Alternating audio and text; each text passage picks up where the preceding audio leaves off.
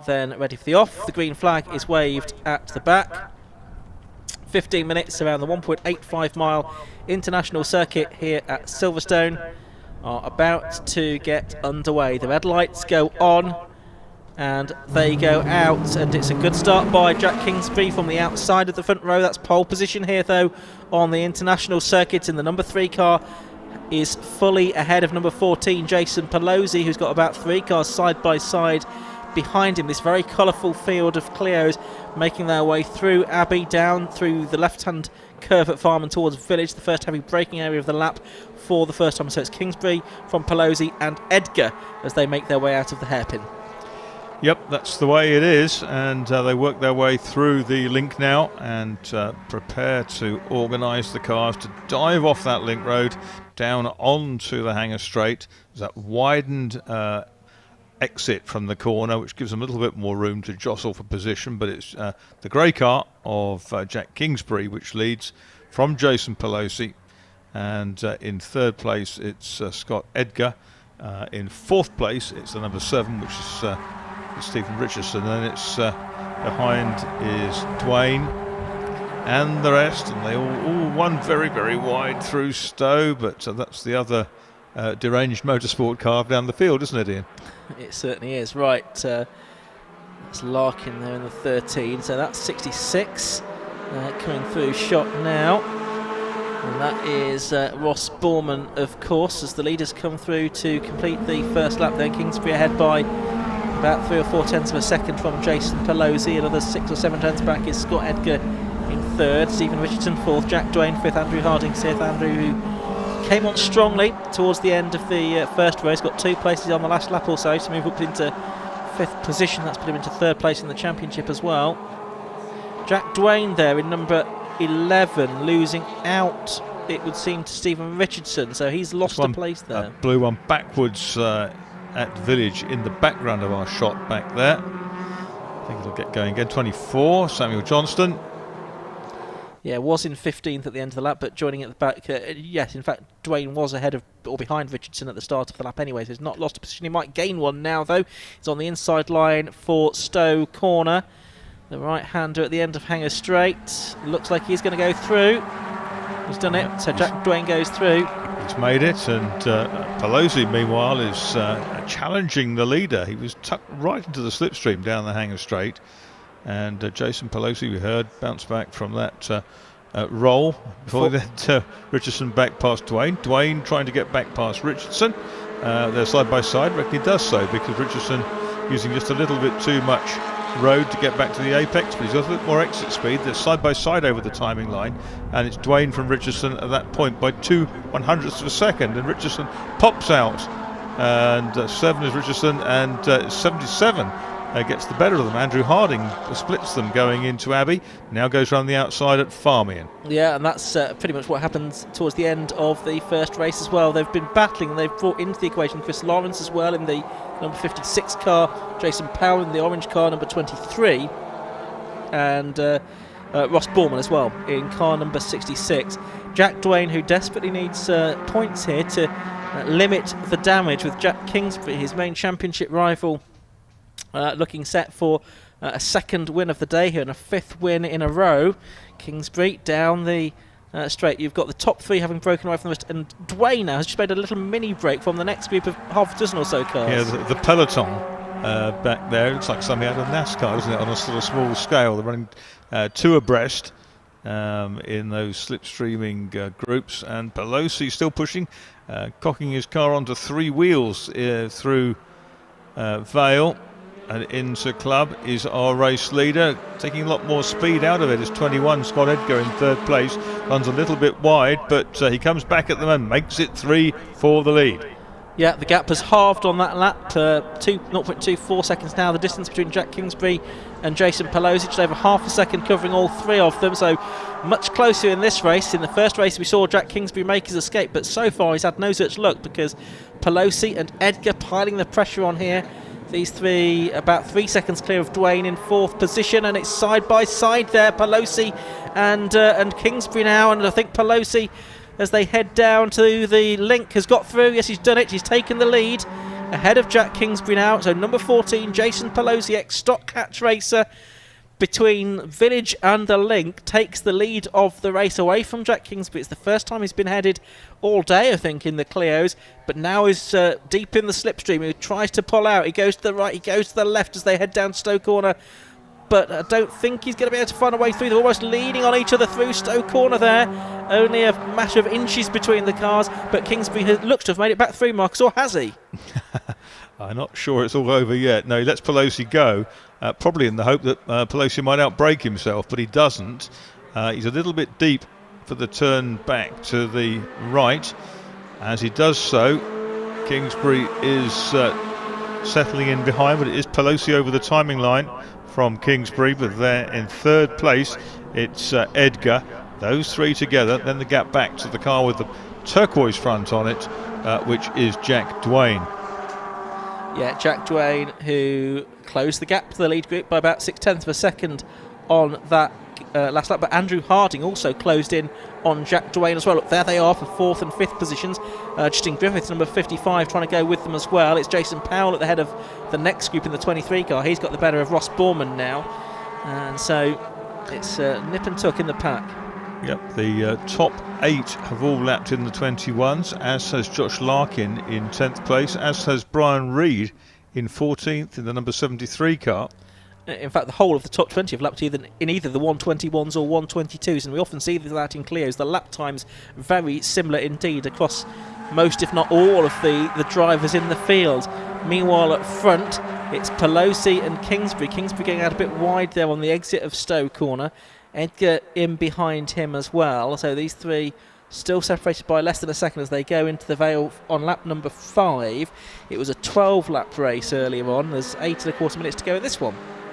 Yeah, that was almost a car's length between Pelosi and Kingsbury going through club that time. This is for the completion of 5 laps. There's 0.28 of a second between them. 3 more cars behind. Dwayne and Harding in there. And I think Justin Griffiths and Ross Borman aren't far behind. But there's 3 in that next group. Here they come. Yeah, and then a gap back and another... That'll be Borman, won't it? Leading the next about 7 or 8 through. Yeah, the one that's lost out a little bit is the Jason Powell car, number 23. The orange car's dropped back to 12th position. He was in 7th position previously. 2 leaders are side by side down the Hanger Straight this time. It's going to be the inside line for Stowe Corner for Jack Kingsbury. He's got the nose of his Clio 182 in front. In fact, he's got the whole of his Clio 182 in front. So down the Hanger Straight on lap number 6, Jack Kingsbury has retaken the lead from the deranged motorsport car of Jason Pelosi. But Scott Edgar's still in there as well with his watching brief in third place. I know he was happy to be back on the pace again this weekend after a start to the season that wasn't as strong as he would have liked. Had a couple of podium finishes at Cadwell, but was nowhere to speak of at Donington.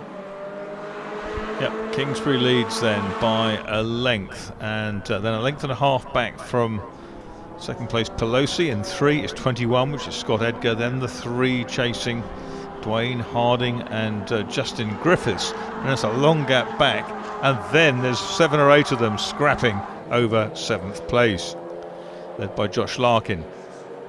Yes, and of course Josh came from the back of the grid. He made up a few more places on that lap to get to 7th position. Obviously has a transponder working now, which is great news. There he is. He's ahead of the number 22 car of Christopher Keir. He's got about 5 seconds to bridge though to get on terms with Julian Griffiths in 6th. With only 6 minutes of the race to go, that might be something of a tall order, but he's got 1, 2, 3, 4, 5. Yeah, he has got 6 or 7 cars in this group behind him, hasn't he? Christopher Keir there, Ross Borman, Chris Lawrence, Stephen Robinson, Gareth Tansey, certainly involved in that little gaggle down the straight. There were 6 of them in line astern there, and then a gap back to the 7th, but there was another set of cars on the outside line coming down towards Stowe Corner. 66 is Ross Borman. Yeah, they're making their way down towards the Vale on lap number 7 of this race. 5.5 minutes of it left to go. It's the 66 car of Borman, teammate to Edgar, I think, this weekend. And talking of Edgar, there he is. Race leader Jack Dwayne and Andrew Harding together. And then Justin Griffiths in the 55 car, somewhat on his own. Just about the only driver who is on his own during the course of this race. Yeah, Greg Hill lost a few places on the first lap, but is now picking people back off again. He's down to the 21s, which is a good effort. Newcomer to car racing, not a newcomer to racing, having competed in with radio-controlled vehicles for many years. He's in 15th position at the moment. Car number 12, that is. Yeah. There's the 66 car of Bournemouth with 56 Chris Lawrence behind him in those sort of Works Renault type colours. Here is the lead battle, though. It's still Kingsbury ahead, but he's certainly not escaped from Pelosi here as we are working lap 8. 4.5 minutes to go. 14. Jason Pelosi in the purple and yellow car. It's the mostly sort of gunmetal grey and orange car of number 3. Jack Kingsbury still in the lead, but barely a fag paper between the front bumper of Pelosi's car and the rear one on Jack Kingsbury's there as they come out to complete lap number 8. Yes, they seem to be sort of taking this very seriously. There's no touching, that's for sure, and they've been precious close, but it's been a good clean fight. Through Abbey they go, and you can see that Kingsbury's just a little bit quicker through that very fast right-hander at Abbey. Through Farm, the kink takes them back the other way. Then it's down on the brakes into Village. There's number 11, which is Dwayne. He's got 77, which is Harding, right up behind him in the blue car. And Harding makes a little bit of impression going up there, gets some more exit speed from Village, but he's not close enough to get through there. But he gets a better run out onto the Hangar Straight, and this might allow him midway down the straight to get that place, which would mean a move up into 4th place. They're coming down towards Stowe. Here are the 3 leaders, and it's still Kingsbury, and there's a change behind them. 77, Andrew Harding got through going into Stowe. He snaked a little bit wide, but it's not all done yet. But here's the lead, Ian. Yeah, Jack Kingsbury ahead of Jason Pelosi. Pelosi, by the way, has the best lap of the race, a 1:21.06.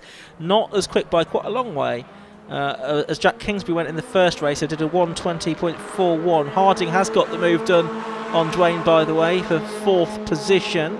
So 77, 11, and then 55. Justin Griffiths in behind. So yes, the lap times in this race very close. In fact, Kingsbury has just done the best lap of the race, a 1:20.98. First driver under the 1:21 barrier, but he's still half a second or so behind the lap time he set early on. But he's been much busier in this race, trying to deal with Jason Pelosi, whereas in race 1 he was just able to ease away and had no particular traffic to deal with either.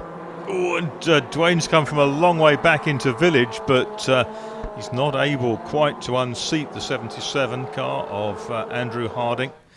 Lost that place into Stowe last time through. Pelosi settles back into the slipstream. We're now working lap 10. We have 2 minutes left to go. So with this lap, and with a fair wind, a couple more, won't it, in just? I think so, yeah. I say it was 12 laps in the earlier race, so you would expect it probably to go the same distance this time, all being well. So down out of Stowe towards the Vale and Club Corner. Kingsbury ahead, but not by very much. Oh, 7's a bit out of shape. He's on the grass. He's fighting it all the way. That's Stephen Richardson. He does get away with it, so keeping his foot in, I venture. That's what did it. Yeah, 10th at the moment is Stephen Richardson. One thing you don't do is suddenly let off the throttle and the back end overtakes the rear pretty quickly in these cars.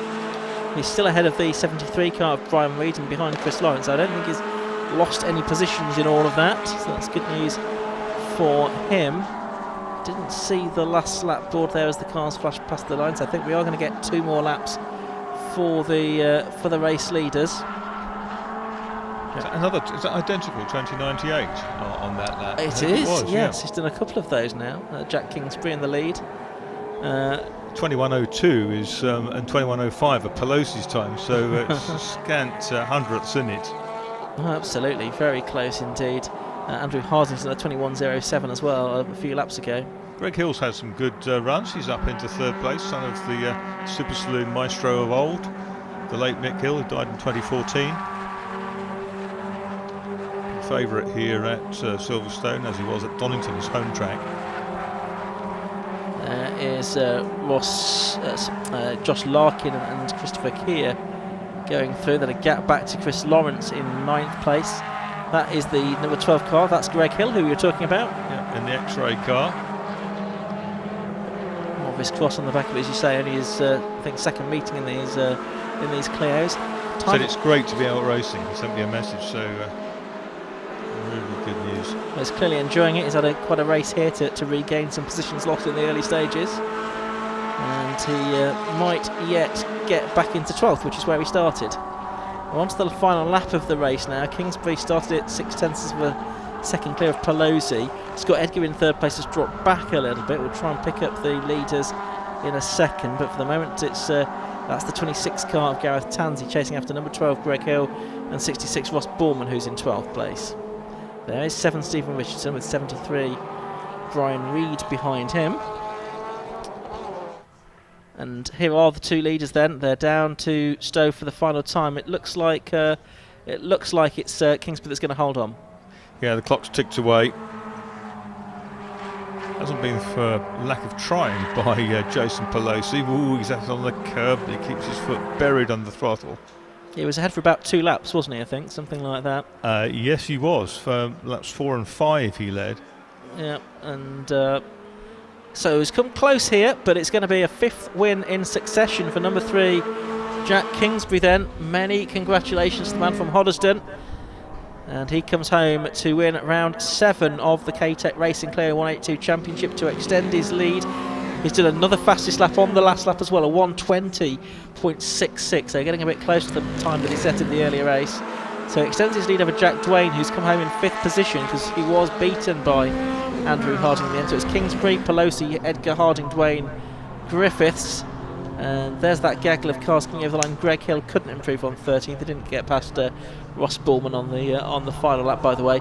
But you can see how close this is. The first 20 cars at the end of 50 minutes of racing covered by less than half a minute. It's really good. Yeah, very, very good stuff. And the vast majority got into the 21s. In fact, I think 15 of the top 16 lapped it in 21s or better. 2 of them in the 20s. The top 2, no surprise. Jack Kingsbury, number 3, our race winner, and 2nd place, number 14, Jason Pelosi. Just looking at the results from the first race, that's more in the 21s than we had in the first race as well, so people have got quicker as the day has gone on. Some of these are relatively new to racing as well, so they're getting experience all the time. Yeah, really good stuff. You mentioned Hoddesdon, yes, home of the Rye House kart circuit, and Zip and Stevenson kart factories were there. It's only another 2 weeks before the Clios are back in action at Angle, so they'll have a triple header there. Let's have a look at the results, though, of round 7 of the championship. The win for number 3, Jack Kingsbury. 12 laps he completed, and he was 3/4 of a second ahead of number 14, Jason Pelosi, at the end of them. 3rd place went to number 21, Scott Edgar. 4th to number 77, Andrew Harding. 5th to number 11, Jack Dwayne. 6th to number 55, Justin Griffiths. 7th was 13, Josh Larkin from the back of the grid. A good drive from him. 8th, number 22, Christopher Keir. 9th was 56, Chris Lawrence, and Stephen Richardson, despite his eventful race, completed the top 10 in car number 7. Outside the top 10, Brian Reed, Ross Borman, Greg Hill, Gareth Tansey, James Hayden. They rounded out the top 15. Christopher Noah, a non-finisher in race 1, got to 19th, so he'll be pleased with that. And just a few more cars to see. Harrison Fox there was 21st, Samuel Johnson 22nd, then Jamie Flynn, Neil Heath and Christian Little. But it does look as if all 25 cars that started made it to the end of that K-TEC Racing Clio 182 Championship race, which is absolutely fantastic to have such a great record of reliability.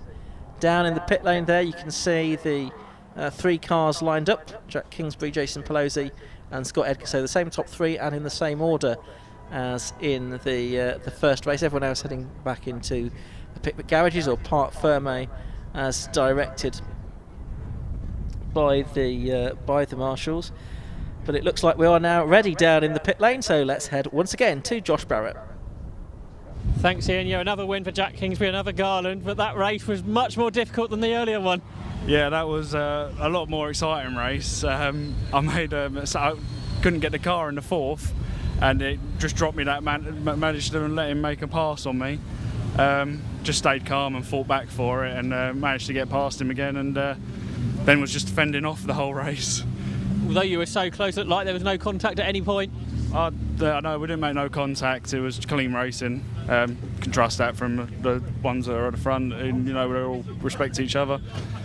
It's great when it's like that, isn't it? So close, but so good. Yeah, it made it a lot more exciting race than the first one, that's for sure.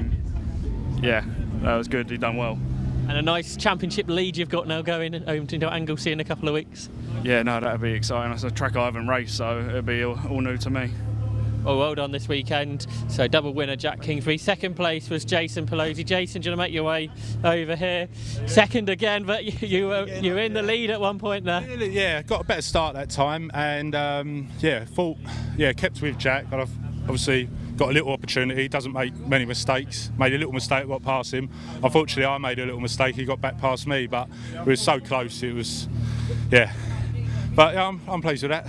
It would have been nice to get the win, but obviously, I was going to say, you must be so pleased, like we said earlier. Your pace was there at Donington, didn't quite get the results, but now you've got 2 races, 2 second places, and you know you can battle for the win. Yeah, exactly. It makes it worthwhile now, doesn't it? Just go get somewhere in the championship. So yeah, it's all good. Jack was saying he's not been to Anglesey before. Have you been back in there? I've done a test day at Anglesey, that's it. So we'll see how I get on. If he hasn't been, then hopefully, because I haven't been here before, I raced on the international circuit.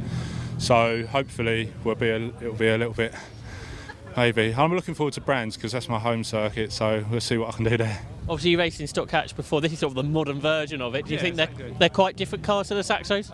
Yeah, it's similar sort of setup and handling, but obviously a lot more power, so it's a lot more fun. I really enjoying driving the car.